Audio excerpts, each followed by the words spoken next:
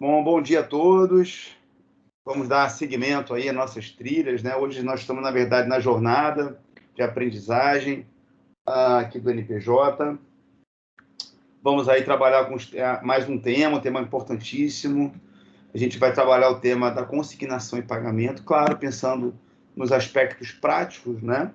Para os nossos alunos aí do Núcleo de Prática Jurídica, mas também lembrando que a consignação e pagamento é um procedimento especial, então nós vamos falar algumas coisas, né, sobre esse rito peculiar, especial, aí referente à consignação em pagamento, né? Então, quem estiver acompanhando também a jornada, os alunos, né, claro, está gravado, vai ficar gravado também, para quem não estiver acompanhando, não tem problema, né?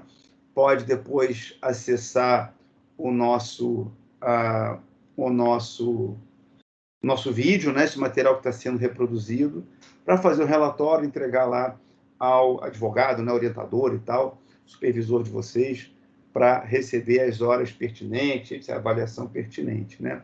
Mas vamos em frente. Hoje o nosso tema é a consignação em pagamento. Lembrando que a consignação em pagamento também é prevista pelo direito civil, está no Código Civil, né? Uma forma de extinção das obrigações também. Mas ela é, ao mesmo tempo, um procedimento especial. O que é isso, né? Rapidamente, né? Algumas palavrinhas. Claro que a gente vai puxar mais, pensar mais nos aspectos práticos desse procedimento, mas a gente não pode esquecer também que a gente precisa conhecer a teoria, né? A respeito desse tema, né? Então, os aspectos práticos envolvem um repertório, um conhecimento teórico, para a gente conseguir aplicar esse conhecimento em relação aos casos concretos, né? Então, assim, procedimento especial, turma, o que é isso, né? Em algumas situações, o conflito que está sendo solucionado, que está sendo o caso que está sendo tratado em juízo, demanda um tratamento diferente. Para algumas situações, o legislador, portanto, prevê um procedimento, uma cadeia de atos, né, costurada especificamente, para lidar com aquele tipo de conflito. Isso é feito em diversas situações. Então, nós temos um procedimento comum, padronizado, pensado pelo legislador para a maioria, para a generalidade de casos, para a maioria dos casos. Um exemplo, uma ação indenizatória de reparação de danos, né? Mas, claro, né, acima de 40 salários ou 60 salários, dependendo do rito, né? Que não vai demandar os juizados especiais. Juizados especiais são também um rito especial. Mas vamos imaginar uma ação indenizatória, uma reparação de danos por danos morais, etc., num valor acima do que 60 salários mínimos, procedimento comum. Existe ali um procedimento muito bom, muito completo, previsto pelo legislador no Código de Processo Civil. Nós temos lá os elementos da inicial, petição inicial, temos lá uma audiência de autocomposição, as formas de citação, depois vai ter uma contestação, né? Claro, se não terminar um acordo, instrução, fase instrutória, né? Instrução probatória, eventualmente audiências, etc. Tal, alegações, réplica, alegações finais, recursos, etc., os incidentes. Há um procedimento padrão. Para alguns conflitos, em específico, pela natureza do conflito, o legislador vai desenhar um rito de uma maneira diferente do que esse procedimento padrão comum para uma generalidade de casos, né? São os procedimentos especiais. Temos diversos exemplos disso no nosso modelo processual, né? Dentro e fora do CPC.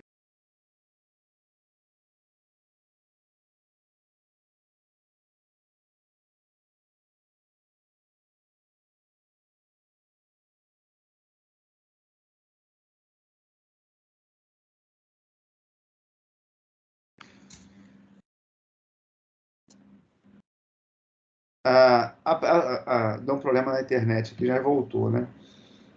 A consignação e pagamento ela é prevista como um procedimento especial pelo próprio CPC. Então, nós temos lá no CPC os procedimentos especiais de jurisdição contenciosa, 567 a 718 do Código, e os de jurisdição voluntária, 719 a 770.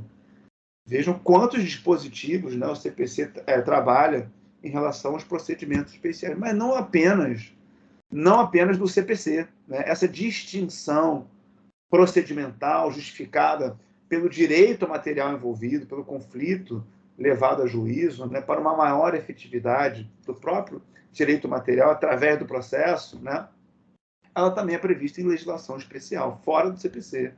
Então, legislação extravagante também cuida de procedimentos especiais, mandado de segurança.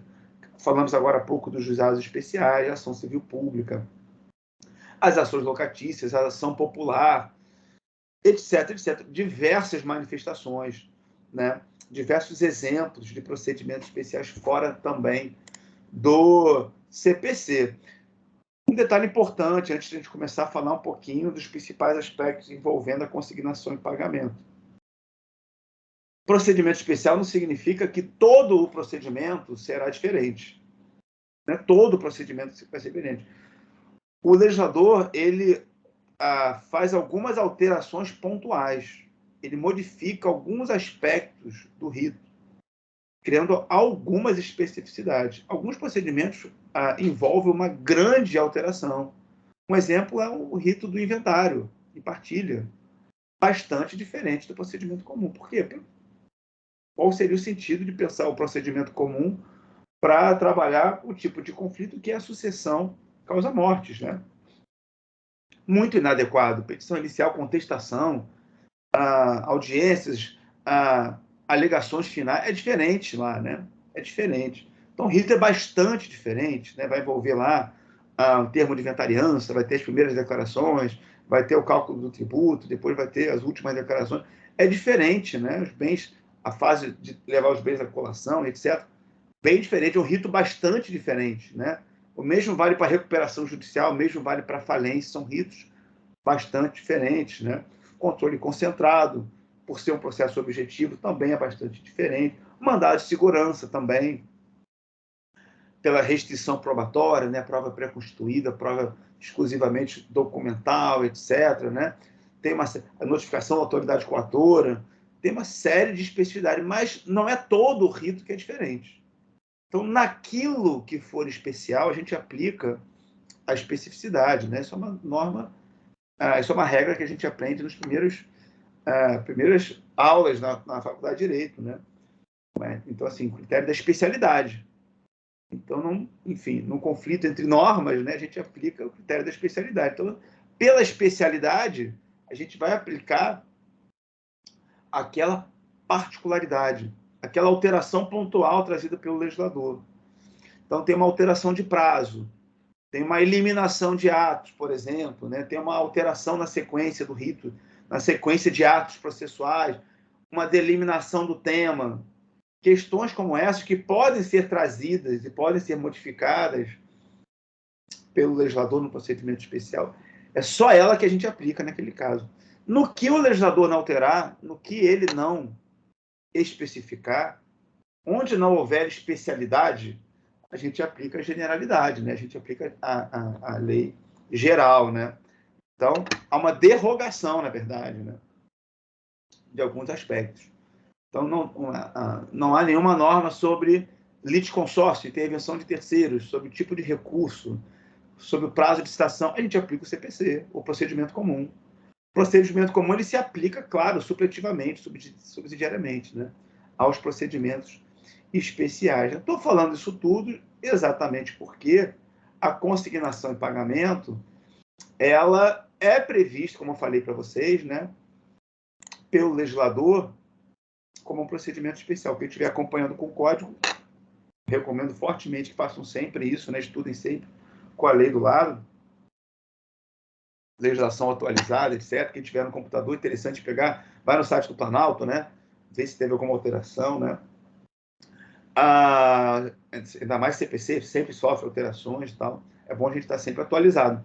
No código, justamente o procedimento que abre os procedimentos especiais no CPC é o nosso tema de hoje, a ação de consignação em pagamento, né? Que mais tecnicamente seria um procedimento, o rito. É disso que cuida o CPC, né? A sequência de atos, né? A sequência de fases relativa à consignação e pagamento. Artigos 539 ao 549 do CPC, a gente percebe que o Código de Processo Civil começa por ali, né? A trabalhar os procedimentos especiais. Como eu falei para vocês, há uma articulação muito grande desse tema com o direito material. O direito civil cuida da consignação e pagamento. Expressamente, né? Está no Código Civil, né? Então, a consignação e pagamento ela está prevista, né, no 335 do Código Civil. É um rol, o 335 traz um rol não exaustivo, não taxativo, né, de situações, de hipóteses que vão ensejar a possibilidade da consignação em pagamento lá no direito material, né? Uma forma de extinção das obrigações, né? Então, 335 fala em recusa do credor em receber ou dar quitação. Ou seja, o credor não quer receber, se recusa por alguma razão que para o devedor é injustificável, né? Essa recusa é injustificável, né? E o direito tem não só o dever, mas tem o direito de pagar também, porque ele quer a quitação, ele quer a liberação daquela obrigação. O pagamento é uma liberação também, é uma extinção das obrigações, né? O devedor tem o direito de pagar, não só o dever, né? Porque ele tem o direito de dar a quitação, de não sofrer os efeitos da mora, por exemplo, né? Então, ele quer pagar, né? Se ele quer pagar, ele tem direito. Se ele entender que essa recusa do credor é injustificável em receber ou dar a quitação, declarando que houve pagamento, né? Ou dizendo, por exemplo, que o depósito é insuficiente, ou outro motivo, isso vai ensejar uma consignação em pagamento. Se for impossível também para o credor receber, porque ele é incapaz, porque ele é desconhecido, ele é ausente, ele reside em um lugar incerto, um acesso difícil também, uma localidade perigosa, isso tudo vai ensejar a consignação em pagamento, né? O devedor vai poder depositar o valor, colocar à disposição do credor, né? Se for impossível para o credor recebê-la. Se houver dúvida, mais uma hipótese, insistindo nesse ponto, né, pessoal? Não, hipóteses não taxativas, são apenas exemplos, né? Os mais comuns, né? Trazidos pelo Código. Nesse caso, pelo Código Civil, 335. Nesse artigo 335. Nesse caso, havendo uma coincidência com a situação trazida pelo Código, não temos dúvida, mas outras situações também, no caso concreto, podem também ensejar, né, viabilizar uma consignação em pagamento. Se houver dúvida, isso é muito interessante, né? Mais um caso do artigo 335 do nosso Código Civil. Se houver dúvida a respeito de quem deva legitimamente receber. No caso de uma disputa entre os credores estão disputando ali para saber quem tem o direito de receber aquele valor, né? O devedor vai ele quer a liberação, ele quer pagar, né? Mais uma vez, né? Ele não quer suportar os efeitos da mora, ele tem o direito à quitação, mas nem os credores se entendem. Eles estão discutindo entre eles quem é o legítimo, quem tem de legítimo direito, né, de receber aquela dívida, aquela prestação.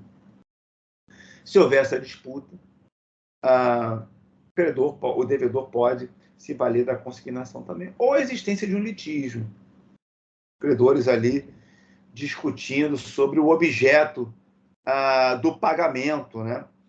Ou credor e devedor, né? Credor e devedor. Se for os credores disputando, isso pode acontecer num litígio, numa disputa judicial, mas pode haver um litígio envolvendo credor e devedor. No curso do processo, o devedor vai consignando em pagamento.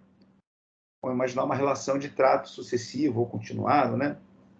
Se protrai no tempo. O devedor, enquanto não for resolvido por uma sentença, aquele caso, enquanto o judiciário não certifica o direito naquele caso concreto, né, as prestações vão se vencendo e o devedor vai depositando o que ele entende que tem que pagar. Faz isso através da consignação. Pode fazer isso através da consignação. Em pagamento, por exemplo, uma demanda se discute juros, né? Então, olha, eu devo essa parcela, mas não no valor que você está me cobrando. Não vou pagar o boleto que você está me emitindo, credor. Vamos discutir isso em juízo, né? E eu vou depositar lá os valores, o valor que eu acho correto, sem os juros abusivos que vocês estão me cobrando, ou sem uma tarifa indevida, né? Ou ainda discutindo, por exemplo, aluguéis, né? Pagamento de aluguéis numa locação, etc. Né? Pode haver uma consignação em pagamento dos valores que o devedor entende devida, né? Consignação envolve, portanto, já entendemos, é um depósito. Tem essa ideia de um depósito. O valor vai ficar à disposição do credor. Esse depósito pode ser judicial no processo, você pede uma guia lá para o juiz, vai depositando, vai pagando, uma conta à disposição do juízo, né? Ou extrajudicial. Posso fazer esse depósito também de maneira fora do processo, numa instituição bancária. Então, isso é perfeitamente possível. O CPC cria essa possibilidade também, né? Claro que a gente está falando aqui, pessoal, em obrigações que envolvam pagamento, né? Obrigações de pagar ou de entregar uma coisa. Obrigação de fazer ou não fazer, essas não podem ser distintas através da consignação. Dá para consignar um comportamento ou uma abstenção de um comportamento, né? Sempre um pagar ou entregar uma coisa, né? Então, assim, a consignação e pagamento envolve essa ideia. Só a gente entender essa questão, né? A gente entendendo as hipóteses do artigo 335, que a gente rapidamente aqui deu uma passada de olhos por ele, né? A gente entende que é uma situação que envolve, portanto, uma mora do credor. Mora do credor, né? E o devedor, repetindo, tem o direito de liberar-se dessa obrigação. Então, a consignação é um caminho para o devedor liberar-se da obrigação, apesar da mora do seu credor, né? Interessante essa hipótese que nós comentamos, é logo a primeira do 335, envolvendo a recusa. Faz uma palavrinha sobre isso. Em algumas situações, não é porque o credor se recusou que vai sempre caber a consignação, né? Existem situações de recusas legítimas pelo credor. Se a obrigação, por exemplo, não for mais útil, a prestação, né, não for mais útil para o credor, ele não é obrigado realmente a recebê-la. Um exemplo que os manuais costumam fornecer é um folheto de publicidade. O evento já ocorreu, já aconteceu o evento. Por que eu vou querer receber a prestação, né, a entrega da coisa, que são os folhetos de publicidade, os folders, sabe? Para quê? O evento já aconteceu. Para vender qual evento? Não tem, há uma inutilidade nesse caso, justificando aqui a recusa pelo credor, né? Também no caso de já houver uma ação, o credor já judicializou a questão, já propôs uma demanda, justamente por causa da mora do seu devedor, não vai caber também a consignação e pagamento.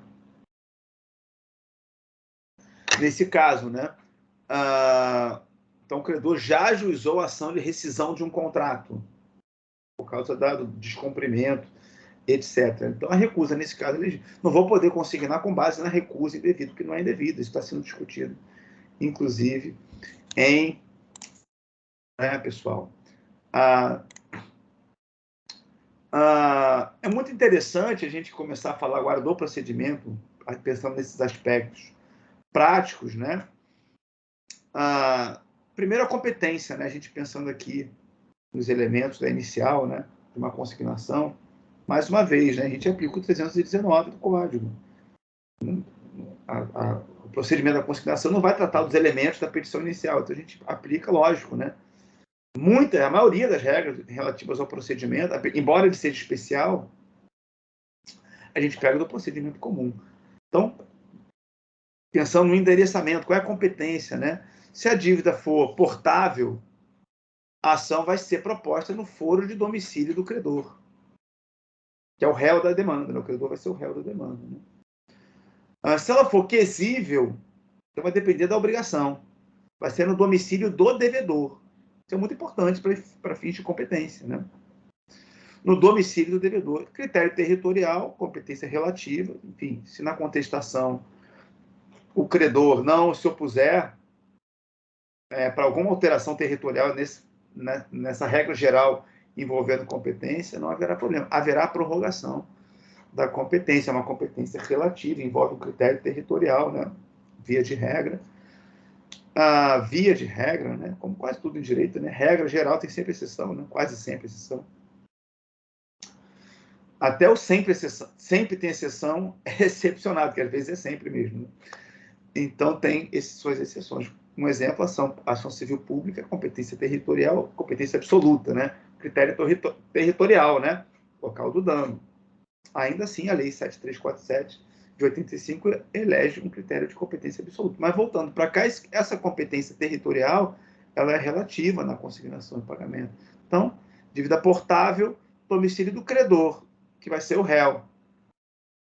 Se ela for quisível, vai ser no domicílio do devedor, né, que é o autor da demanda, né, o consignante. Né.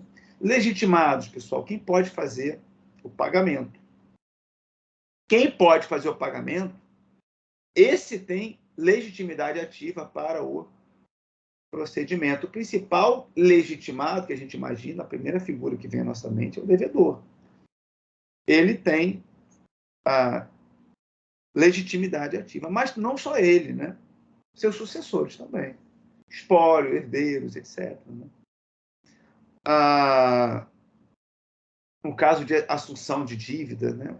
Um sucessor qualquer, né? Causa-morte, né? Demos exemplo aqui de sucessores causa-morte. Mas também por ato entre vivos também, né? Numa cessão, numa assunção de dívida, de débito também, o novo devedor vai ter legitimidade ativa para pagar, né? O 304 do Código Civil chega a mencionar terceiros. O terceiro também pode, o interesse, né, jurídico pode também ter interesse em pagar, vai ter, nesse caso, legitimidade ativa para a demanda de consignatória, né? Legitimidade passiva, quem pode receber, quem pode dar quitação, que é isso que o autor da demanda quer, né? Sua liberação, a liberação da obrigação. Que o juiz declare isso, né? Está liberada o autor está liberado da sua obrigação, está extinta a obrigação, assim, pelo pagamento, etc. Né? Então, quem é que pode dar essa quitação? O credor, seus sucessores, herdeiros, mesma coisa. Sucessores por ato entre vivos, né? Uma cessão de crédito, né? Ou sucessores mortis causa também, seus herdeiros também, né? Vão ter legitimidade ativa, legitimidade passiva para a demanda consignatória, né?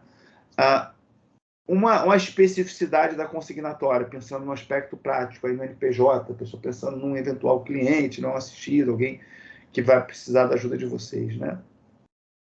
Uma orientação prática, né? O depósito é uma peculiaridade da consignação. Tem que haver o depósito. O que é consignar, né? Depositar. Colocar à disposição do credor, nesse caso, né? Então, se o objeto da consignação for dinheiro, né, o depósito pode ser judicial, ou como nós falamos, ou extrajudicial, numa instituição bancária também. Não tem nenhum problema. Se for o depósito for uma coisa, só não se pode consignar obrigação de fazer e não fazer, como dissemos, né? Mas dinheiro eu posso fazer depósito judicial ou numa instituição bancária. E se for uma coisa, eu posso consignar coisa também. A obrigação pode envolver a entrega de uma coisa. Só vai caber, nesse caso de entrega de coisa, o depósito judicial, não vai caber o depósito numa instituição bancária na entrega de coisa, pessoal. Sobre a petição inicial, né? A demanda tem que ser ajuizada em face de todos aqueles que tenham a possibilidade de ser reconhecidos como credores. Vamos imaginar aquela situação do 335, onde há disputa entre os credores. Os credores não estão se entendendo sobre quem tem o direito de receber a prestação. Numa hipótese como essa, eu vou ter que botar no polo passivo, figurar ali como legitimado passivo, né, como réus na minha petição inicial, todos os credores. todos potenciais credores, né? Se houver dúvida a respeito de quem que eu vou pagar, eu coloco todos eles em litisconsórcio passivo como réus, né, na minha petição inicial, né? Então, o depósito é uma peculiaridade. É claro que vai ter que ter citação, né? Esse ato de comunicação processual que eu postulo a integração do réu ou dos réus à relação processual, né? E primeiro é efetuado o depósito e depois disso, né, o juiz vai determinar a citação dos réus, né? Veja a importância, consignação, né? O ato de consignação está no nome do procedimento, né? Então, se não tiver a consignação ou depósito, logo no início do procedimento, se não for feito, o juiz vai declarar a extinção do processo sem resolução de mérito, né? Então, tem que haver o depósito. Não se coloca a consignação sem o depósito, né? E a liberação do devedor não é no caso de qualquer depósito, né? Só vai acontecer a liberação do devedor quando o juiz entender que o depósito for suficiente. Suficiente. Porque se for insuficiente, o juiz vai ter que ver isso no caso concreto, né? No caso concreto, vai demandar a análise das provas, da valoração das provas, etc., do exame da obrigação, da prestação e tudo mais, né? Aí o juiz não vai liberar o devedor, né? Ele vai declarar efetuado em parte o pagamento. E a liberação do devedor, nesse caso, vai ser apenas parcial, né, pessoal? É interessante, né, que a gente já falou do depósito, já falou dos elementos básicos aqui dessa inicial, sobre legitimidade também, competência, etc., né? Mas é interessante, né, como as situações são várias de consignação, o CPC, isso de certa forma, resulta lá nos caminhos que podem tomar a consignação no processo, né? Então, isso está no 548, né? O 548 do CPC, ele vai trazer situações, né, em que a postura dos credores, né, são os réus do processo, né, vai determinar, de certa forma, a modificação do procedimento, né? Isso acontece no caso, naquela hipótese peculiar em que os credores disputam. Eu não sei quem é o meu credor, né? Eles estão discutindo entre eles, né? Um exemplo, eu estou alugando um automóvel, um carro, e estou fazendo essa locação e usando o carro. Fiz esse aluguel de uma pessoa jurídica, né? Uma locadora de veículos, e estou utilizando o veículo e, de repente, no meio do contrato, né? Estou pagando essa locadora mensalmente, valor para a locação do carro. No meio do contrato aparece uma pessoa natural dizendo: olha, eu sou o proprietário, tá? Agora eu comprei, fiz uma compra e venda lá, estão vendendo. Reparou que tem um saldão lá e tudo mais, então participei lá do feirão. Comprei esse teu carro, tá aqui, junto o documento, né?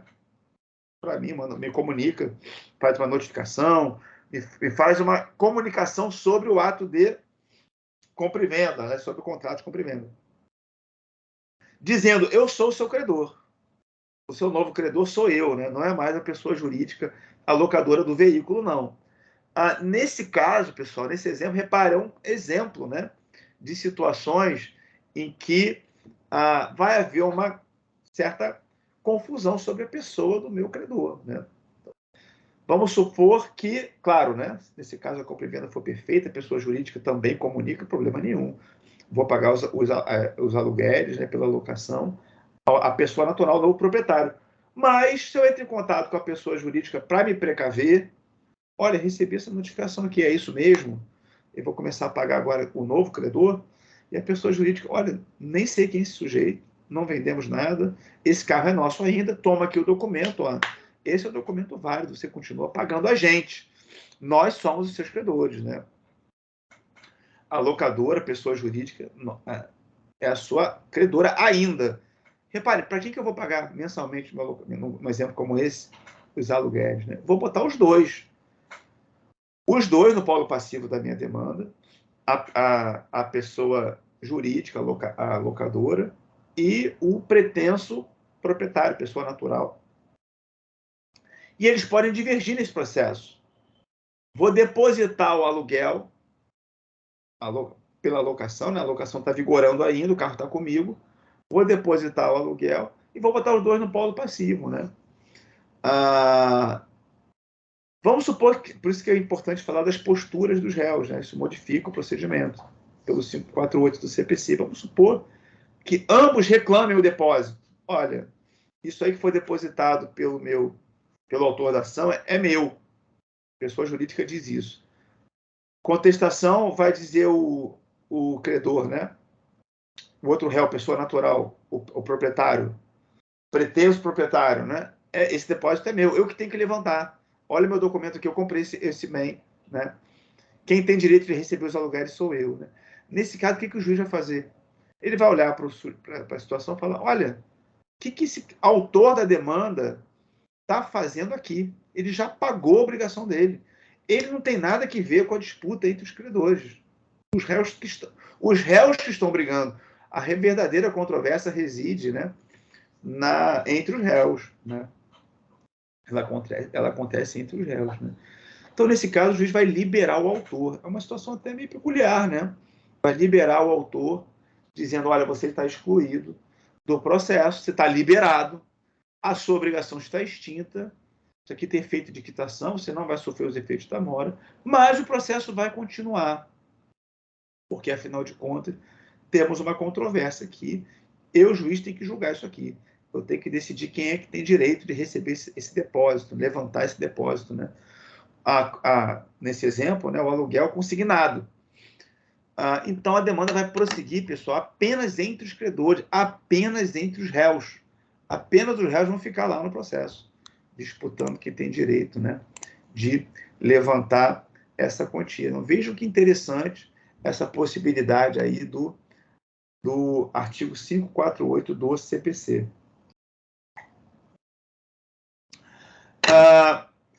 Bom, pessoal, esses foram os aspectos práticos que eu separei aqui para trabalhar com vocês, né? Nosso tempo já está aí caminhando para esgotar. É uma jornada de aprendizagem, repetindo, né? Que envolve aspectos práticos para uma atuação no núcleo de prática jurídica, né? Da universidade, numa situação concreta que envolva uma mora de um credor. A gente vai mobilizar aí os artigos do CPC que cuidam desse procedimento, né? Muito importante, né? Envolvendo esse procedimento especial da consignação em pagamento, né? Lembrando que a consignação em pagamento ela é prevista pelo CPC, lá no artigo 539 e seguintes. Pontuamos aqui os aspectos que nós imaginamos que podem ser importantes, né, numa atuação prática, né, a questão da competência, legitimidade ativa e passiva. Falamos também da importância do depósito, o fato, resumindo, né, o fato de que o pagamento em dinheiro também, além de judicialmente, eu posso fazer a consignação extrajudicial numa instituição bancária. Posso consignar coisa também, nesse exemplo, uma coisa diferente de dinheiro, só posso fazer o depósito judicial, não cabe a consignação extrajudicial, e não é possível haver consignação em pagamento de obrigações de fazer, e não fazer por razões óbvias. Como é que você vai depositar um comportamento ou a abstenção de um comportamento, né? Isso seria incabível, né? Então, diante de um caso concreto, de uma mora de um credor, por diversas razões, né? Lembrando aqui do 335, artigo 335 do Código Civil, né? Que também trata, né, em diversos dispositivos do pagamento em consignação, como uma extinção das obrigações, né? Vocês não se esqueçam desses aspectos práticos importantíssimos para solucionar esse tipo de conflito. Tá bom, turma? Era isso que eu tinha para trazer para vocês hoje. Até a próxima, a gente se vê numa próxima jornada aí. Não se esqueçam de fazer o relatório, encaminhar o relatório para o advogado, ao orientador, supervisor dessa jornada, para levar as horas aí que vocês têm direito. Tudo bem? Então, até o nosso próximo encontro. Um grande abraço, fiquem bem.